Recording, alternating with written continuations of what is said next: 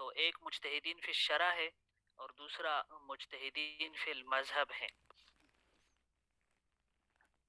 اور پھر تیسرا جو طبقہ ہے وہ مجتہدین فی المسائل ہے۔ مجتہدین فی المسائل وہ حضرات ہیں جو قواعد اور مسائل فقہیہ دونوں میں مقلد ہیں، مگر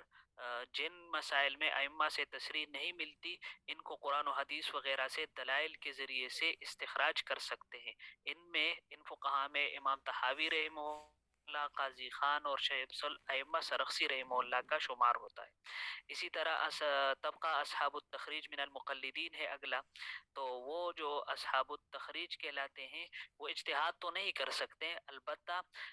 اصول اور ان کے ماخذ پر نگاہ رکھنے والے ہوتے ہیں اور اس پر خاصی مہارت اور دسترس رکھنے والے ہوتے ہیں۔ تو اگر کسی امام کا کوئی قول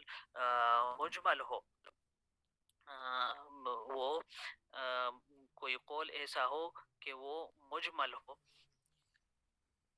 تو وہ اس کی تفصیل کر سکتے ہیں، یا اگر کوئی قول ایسا ہو کہ وہ محتمل ہو، تو ان دونوں میں سے جو محتمل قول ہو تو اس میں سے جو راجح قول ہو اس کی تعین کر سکتے ہیں۔ اسی طرح ذو وجہین ہو تو ایک جہت کی بھی تعین فرما سکتے ہیں۔ ان میں جو ہوتا شمار ہوتا ہے امام کرخی رحمہ اللہ کی، اسی طرح امام رازی رحمہ اللہ کی، اور امام ابوبکر جساس رحمہ اللہ کا شمار ہوتا ہے۔ آگے جو طبقہ ہے وہ اصحاب التخریج من المقلدین ہے، اصحاب الترجیح من المقلدین ہے۔ وہ حضرات ہیں جو صرف روایات میں سے بعض کو ترجیح دے سکتے ہیں، کہ اس میں سے مختلف روایت ذکر کرتے ہیں اور پھر ان میں سے ایک کے ساتھ لکھتے ہیں ھذا اولا، ھذا اصح روایتا، ھذا اوضح۔ اسی طرح اگلا جو ہے المقلدین القادرین علی التمییز، وہ فقہا ہیں جو تمیز مسائل میں تمیز پر قادر ہوتے ہیں، یعنی جو ظاہر مذہب کو بھی پہچانتے ہیں کہ یہ ظاہر الروایہ ہے،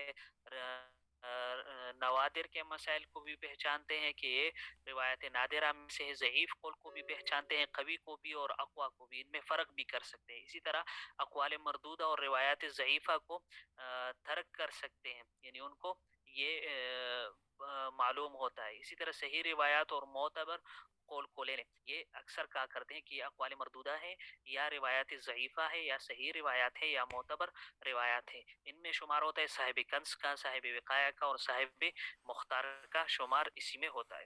اسی طرح آگے ہے طبقۃ المقلدین الذین لا یقدرون علی ما ذکر، یعنی ساتواں طبقہ ان مقلدین کا ہے جو اپنے مذہب کی کمزور، مضبوط، غلط اور صحیح روایت میں کوئی فرق نہیں کر سکتے، بس جو بھی روایت ان کو ملتی ہے تو اس کو جمع کر کے لکھ لیتے ہیں۔ اس میں بہت سارے ہمارے اکثر اکابر فرماتے ہیں کہ مولانا مودودی صاحب جیسے لوگ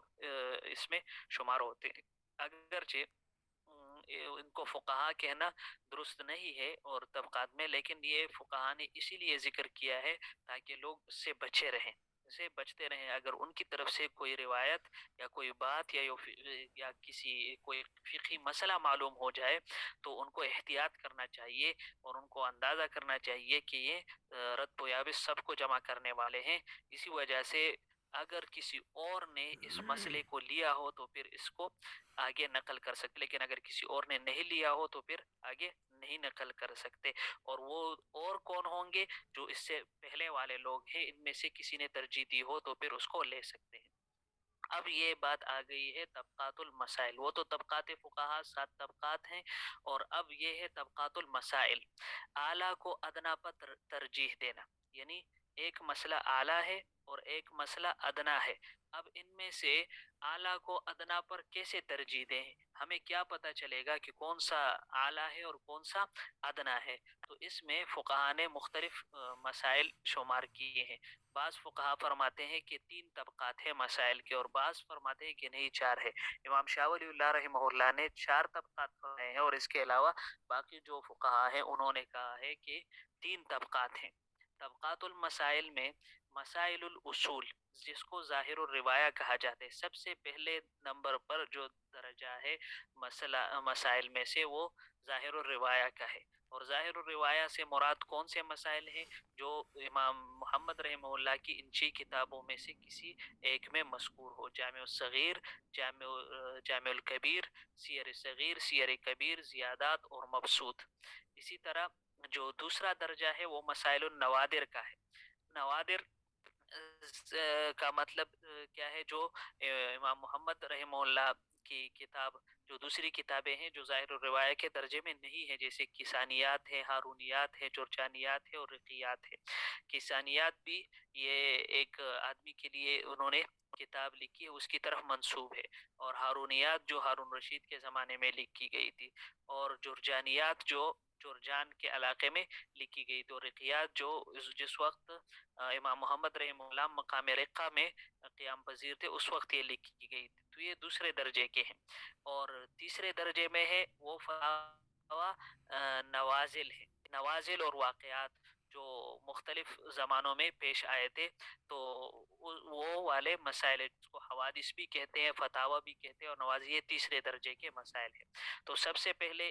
جو مسئلہ لیا جائے گا وہ ظاہر روایت کا لیا جائے گا، اس میں اگر مسئلہ نہ ہو تو نوادر کی طرف رجوع کر کے نوادر کے مسئلے کو لیا جائے گا، اس میں بھی اگر نہ ہو تو فتاوی نوازل وغیرہ میں لیا جائے گا۔ لیکن امام شاہ ولی اللہ رحمہ اللہ فرماتے ہیں کہ جو فتاوی نوازل ہے اس کی دو قسمیں ہیں، ایک یہ کہ متاخرین مشائخ نے اس کی تخریج اور اس کا استنباط کیا ہو اور وہ متفق علیہ ہو، اور دوسرا یہ کہ متاخرین مشائخ نے تخریج و استنباط کیا ہو لیکن وہ متفق علیہ نہ ہو، مختلف فی ہو۔ تو پہلے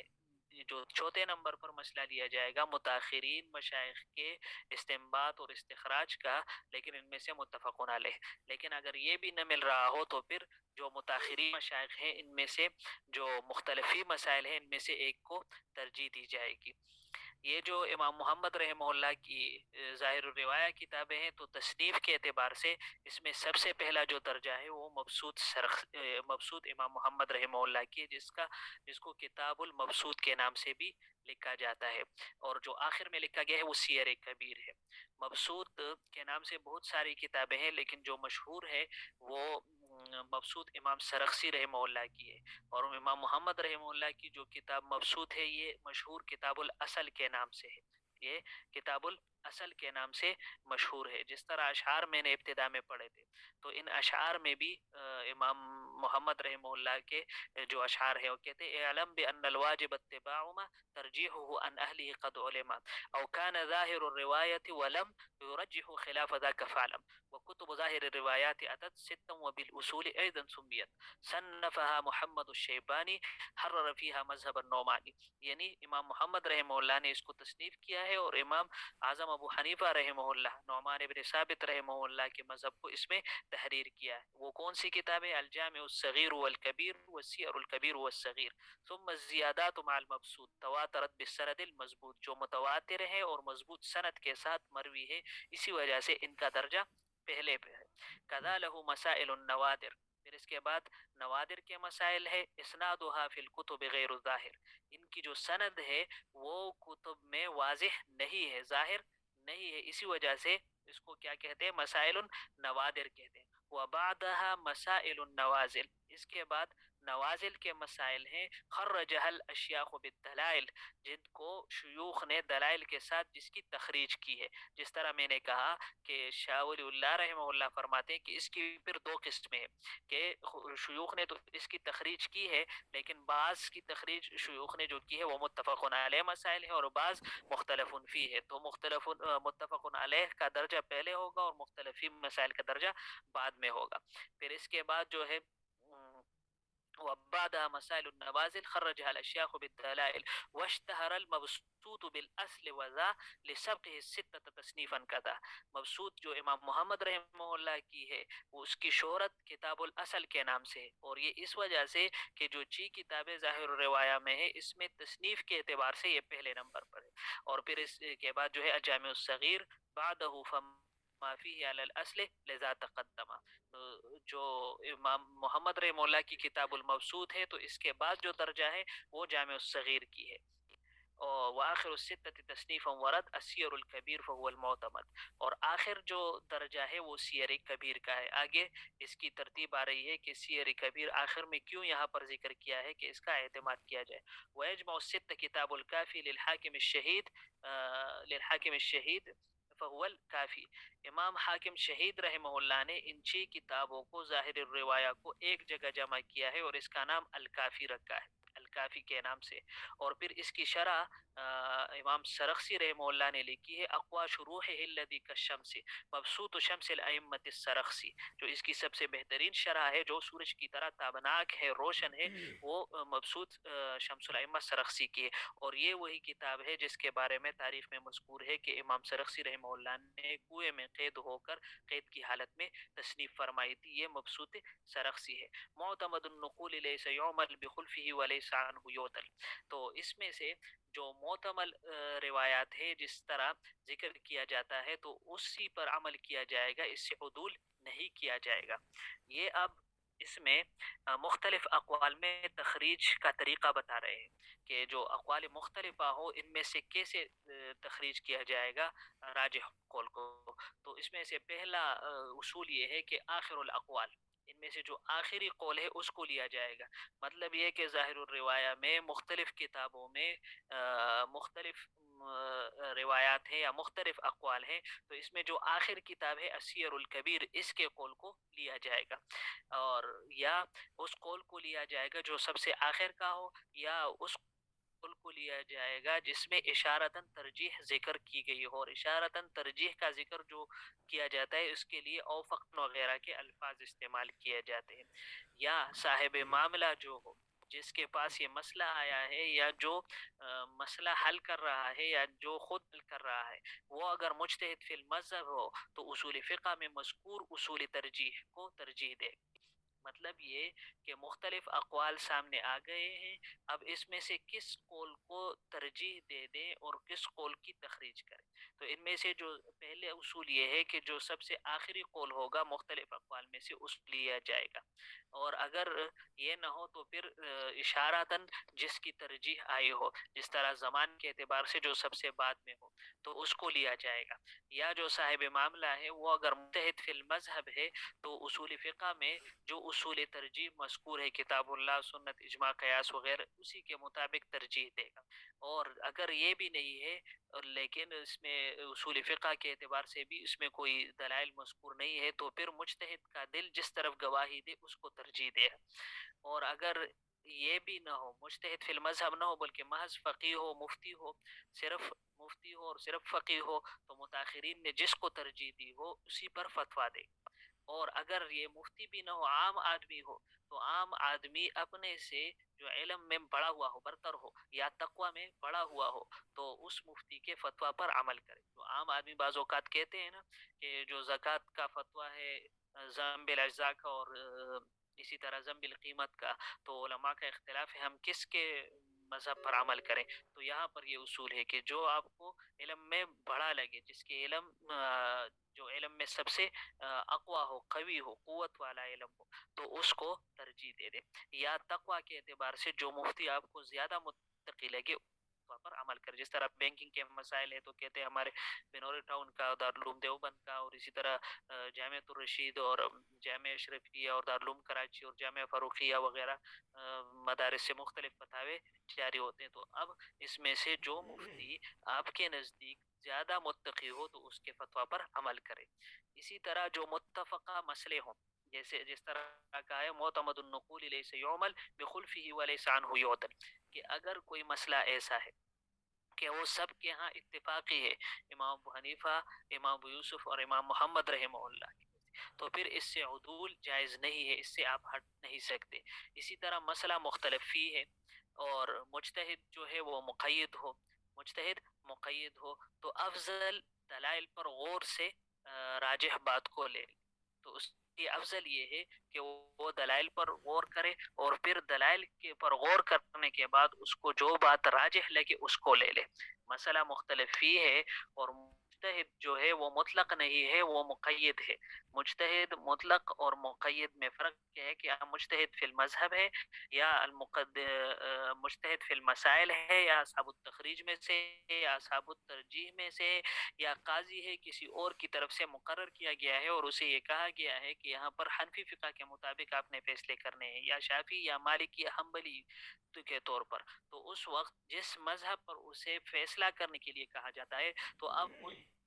اگر کوئی مسئلہ مختلف فی آ جائے تو اس میں پھر وہ دلائل پر غور کرے، دلائل پر غور کرنے کے بعد جو بات اس کو راجح معلوم ہو اور تو اس پر فتویٰ دے دے، یہ اس کے لیے افضل ہے۔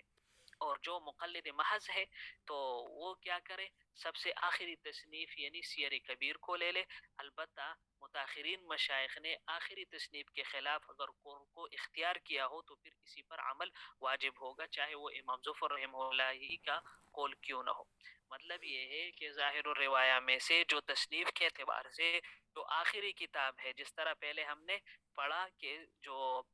مختلف مسائل میں ترجیح دینے کا طریقہ ہے وہ یہ ہے کہ تصنیف کے اعتبار سے جو آخری کتاب ہے اس پر فتویٰ دے۔ تو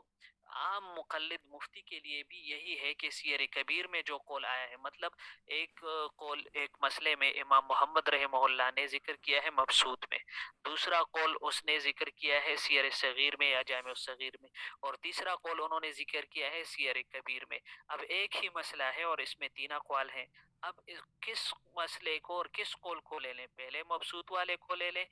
صغیر یا جامع صغیر والے کو لے لیں یا سیر کبیر کو لے لیں؟ تو پھر اس میں اگر اختلاف ہو تو عام مفتی کے لیے، مقلد محض کے لیے، ہم جیسے لوگوں کے لیے پھر یہ راجح ہے کہ ہم کیا کریں، سیر کبیر والے قول کو لے لیں۔ ہاں البتہ کوئی بات ایسی ہو کہ سیر کبیر کے خلاف جو قول ہے، اس میں مذکور ہے سیر کبیر میں اس قول کے خلاف قول کو بعد کے مشائخ نے، متاخرین مشائخ نے اختیار کیا ہے اور راجح قرار دیا ہے، تو پھر اسی پر کیا ہوگا، فتویٰ ہوگا اور اسی پر فتویٰ دیں گے، جس طرح چاہے وہ قول امام ظفر رحمہ اللہ کا ہی کیوں نہ ہو۔ امام ظفر رحمہ اللہ کے بھی بعض اقوال ہیں اس پر، تقریباً 20 جگہ پر فتویٰ ہے کتاب النفقہ میں، علامہ شامی رحمہ اللہ نے ذکر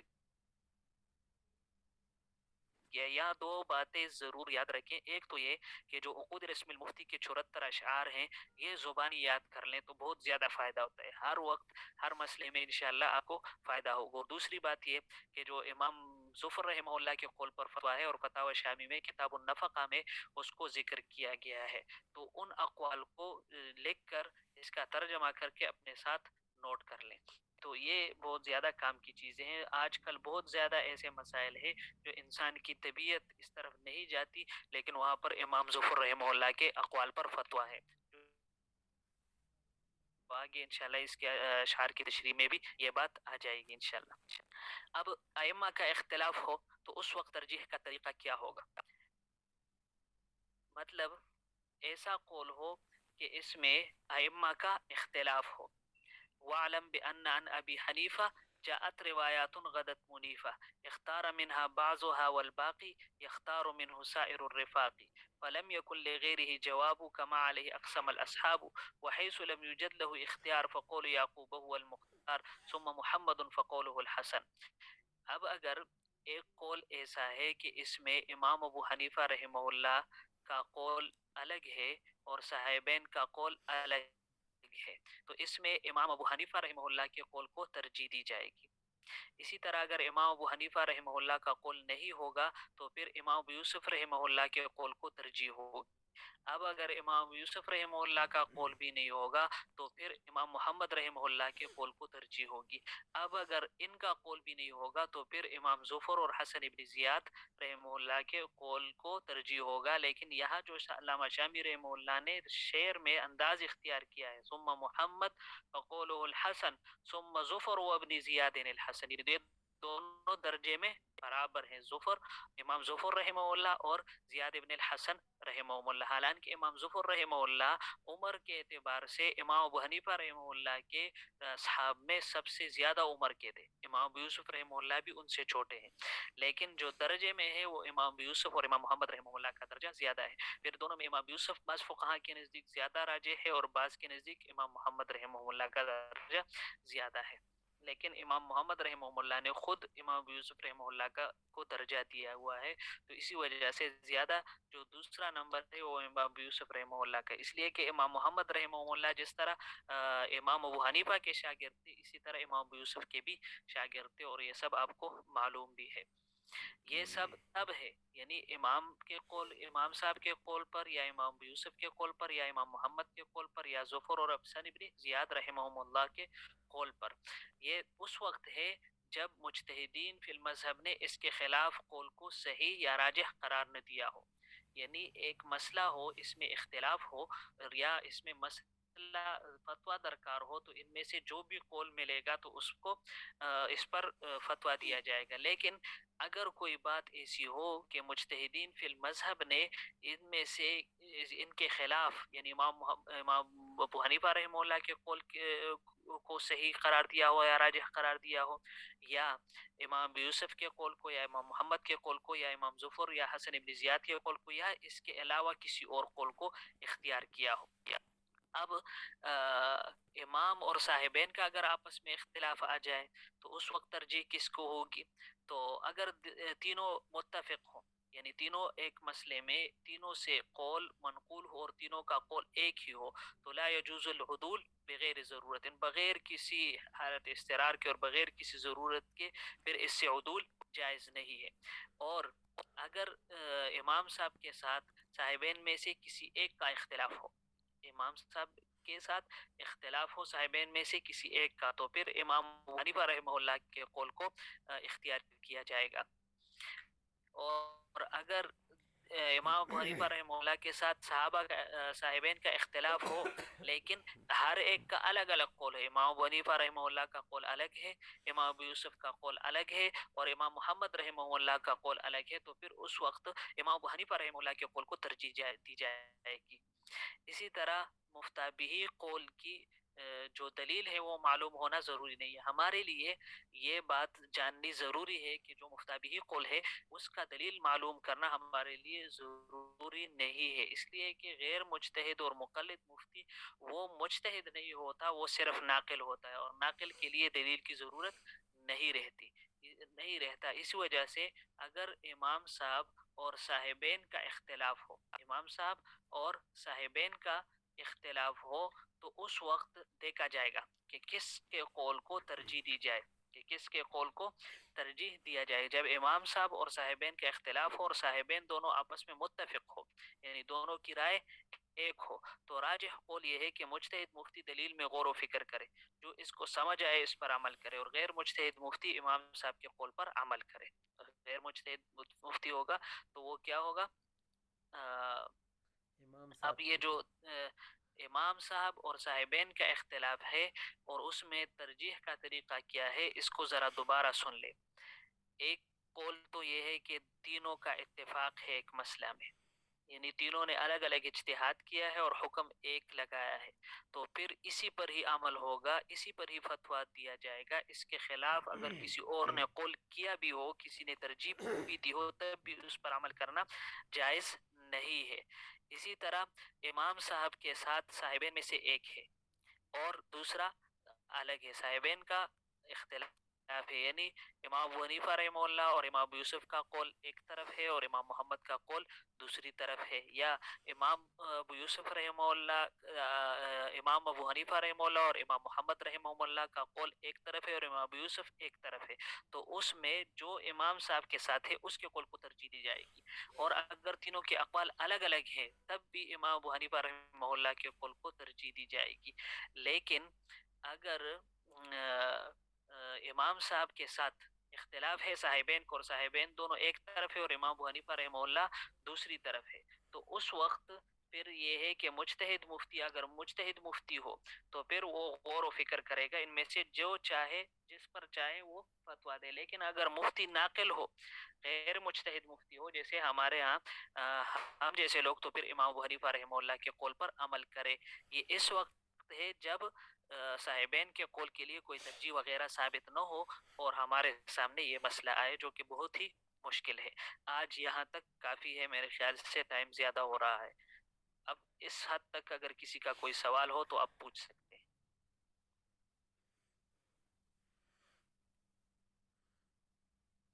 جی آپ پوچھ سکتے ہیں. السلام علیکم مفتی صاحب. السلام علیکم. وعلیکم السلام. ایک مسئلہ پوچھنا تھا. آپ نے کہا تھا کہ کتاب النفقہ جی یہ فتاوی شامی کے اندر یہ کون سی جلد میں موجود ہے؟ وعلیکم السلام ورحمۃ اللہ وبرکاتہ۔ فتاوی شامی میں کتاب النفقہ کون سی جلد میں موجود ہے؟ جی وعلیکم السلام۔ جی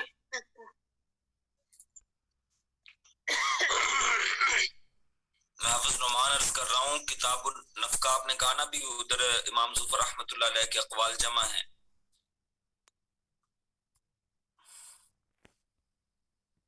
مجھے آپ کی آواز نہیں آ رہی، یہاں نیٹ کا مسئلہ ہے۔